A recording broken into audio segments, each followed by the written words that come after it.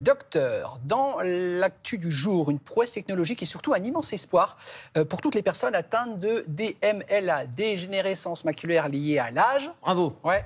Un implant qui redonne la vue, c'est quoi alors ? Alors, c'est un implant qui redonne la vue, qui est sur la rétine. Alors déjà, la DMLA, on sait tous ce que c'est, la DMLA. Il y a des publicités à la télévision. Alors oui, il y a beaucoup de campagnes, etc. Mais c'est la première cause de malvoyance chez les plus de 50 ans. Donc ça concerne beaucoup de monde. Et avec le vieillissement de la population, ça va concerner de plus en plus de monde. On est forcément, en vieillissant, on aura de la DMLA ou pas ? Non, on n'aura pas forcément de la DMLA, mais plus la population vieillit, plus il y aura des patients atteints de DMLA. La macula, dégénérescence maculaire, c'est la petite zone à l'arrière de la rétine. Ça, c'est une coupe de l'œil. L'avant est à gauche. À droite, on a la rétine. Et à l'arrière de l'œil, il y a une zone centrale qui s'appelle la macula. Et en fait, les faisceaux lumineux arrivent sur la macula. Il y a des petites cellules qui sont des photorécepteurs qui récupèrent la lumière et qui transforment en signal électrique dans le cerveau.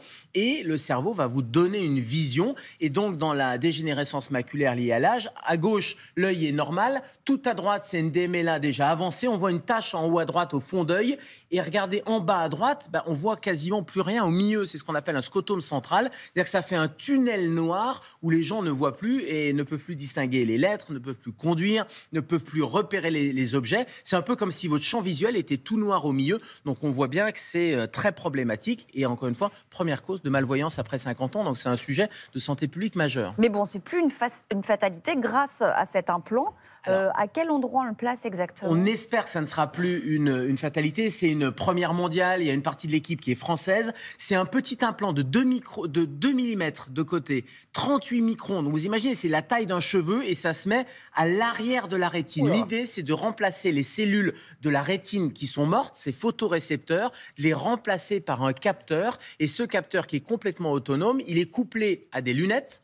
Les lunettes captent les rayons, c'est transmis à un ordinateur qui transmet à ce petit implant et qui convertit en signal électrique. Et c'est votre cerveau qui va avoir l'information. En fait, on remplace les cellules mortes dans la DMLA par un petit capteur. Tout ça est transformé par ordinateur et c'est assez génial. Ça veut dire que c'est tout le temps relié à l'ordinateur ? Oui, c'est tout le temps relié à l'ordinateur. C'est complètement autonome. Ah ouais. Et c'est un petit boîtier d'ordinateur. On le voit sur les lunettes. On a un petit boîtier qui est à côté, comme quand vous avez un autre dispositif qui est mis en place. Donc, c'est des lunettes, le petit implant. Il y a 32 patients qui ont été équipés de ça. Et le petit implant, ils le mettent comment au fond de l'œil ?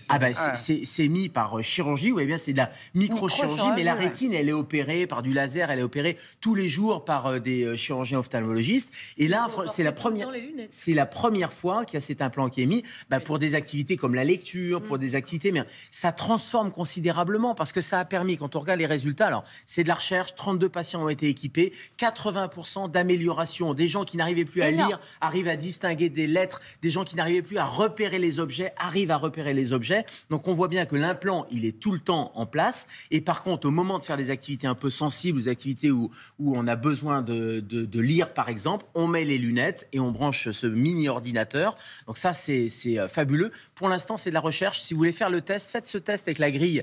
Il y a une grille d'Amsler. Vous regardez ça sur Internet. Vous cachez l'œil. Et si les lignes sont un peu déformées, vous allez voir votre ophtalmo. C'est peut-être un début de DMLA, parce qu'aujourd'hui, le dépistage est fondamental. Il y a un facteur héréditaire ou pas ? Comment ? Il y a un facteur héréditaire dans la DMLA ? Oui, il y a un facteur héréditaire, bien sûr. Il y a le facteur du vieillissement. Il y a plein de facteurs d'hygiène de vie aussi. Toujours les mêmes risques.